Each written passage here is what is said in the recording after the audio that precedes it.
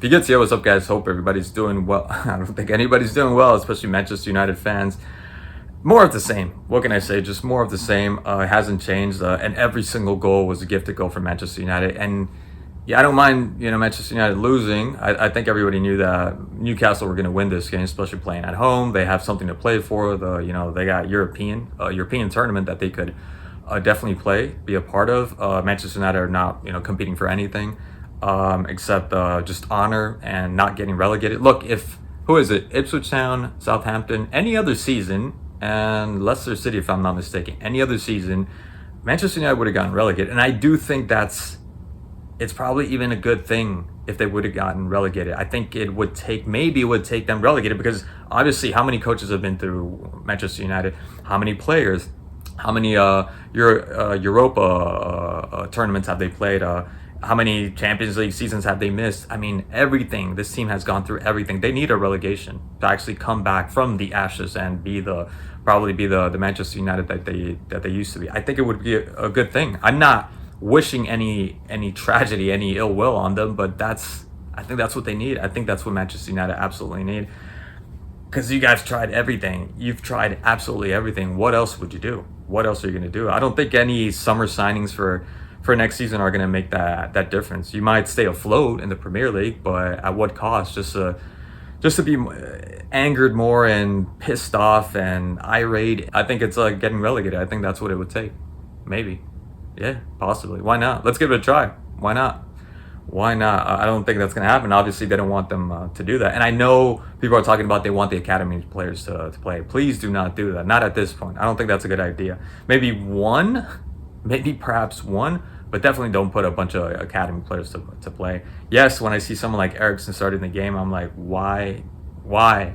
Like, he was a good player back in the Tottenham years, and I think some games here and there for Manchester United, I think he had a pretty decent performance. Today he was part of that really nice link up between him and Bruno Fernandes and Zorgsi. The only dangerous play that they created, and nothing ended up happening, the little heel pass from Zorgsi.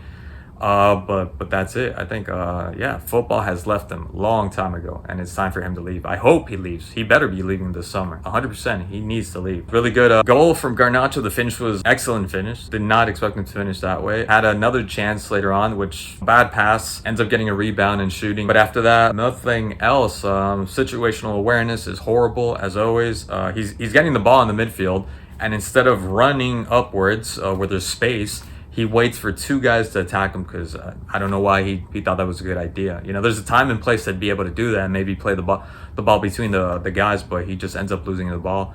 A lot of giving the ball away. Again, I don't know why people keep saying that there's a good player in Garnacho. I will never understand that. You need to let go of this guy. There isn't a good player. There isn't a good player. Not for Manchester United. There's a good player there for some other league, but not Manchester United, and definitely not the Premier League. Absolutely. I don't think, again, Garnacho's fit for the Premier League. Ugarte, he was part of that great goal. Ended up taking on two players, gives it to Dallo, and Dallo gives it to Garnacho. But that's about it. He ends up giving the ball away for the first goal, if I'm not mistaken. For the first goal, and Isak, the control with Isak. Also, Lindelof should have gone to get the ball from Isak. Ends up just watching him, just ball watching, steps back, and a really good lob to Tonali, and Tonali with that amazing volley. Nothing the keeper could do, but Bayindir, I think. I haven't heard much of this keeper. They were saying that Dallo was at fault for that second goal from Livramento that ends up giving the cross. And then Murphy does a really good job returning back the ball to Barnes to be able to push it in. But I think it was Garnacho too. If you notice, before Dallo goes up or does nothing, I don't know what he was trying to do. I think he just got confused with the footwork from Livramento. But Garnacho goes up and he just kind of just orbits Livramento, not really doing anything, just looking at him. So I think that was also Garnacho's fault.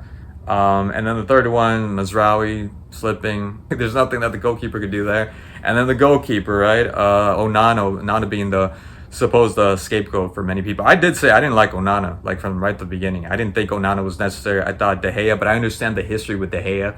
I just started watching football again, and when I started watching it, De Gea was amazing. There was no reason. I didn't understand why you guys wanted to get rid of him so fast. And I'm thinking because there was history there, right? Despite him having a really good season for United, he ends up leaving on a good note, on a high note, and you end up getting someone like Onana, which I didn't think was that great of a goalkeeper to begin with, and now you're starting to see that he's not that good of a goalkeeper. He definitely wasn't at fault today, but maybe somehow, because lately that's all I've been hearing, that I didn't watch the Lyon game, but he was at fault. He was definitely at fault for some of these goals, and maybe somehow they're gonna find a way to blame Onana. I don't know. But yeah, this team is in shambles, absolutely atrocious, atrocious. But I still enjoy watching them. Strangely enough, I do enjoy watching United play, and it's not because I revel in the fact that they're playing so bad. It's just they're somehow entertaining to watch. Much like Chelsea last season or the season before that when they were playing horrendous. And they spend so much money. United haven't been spending that much money, but yet they're fun to watch. Anyways, that's all I got for today. Thank you again so much for watching, and I'll catch you guys in the next one.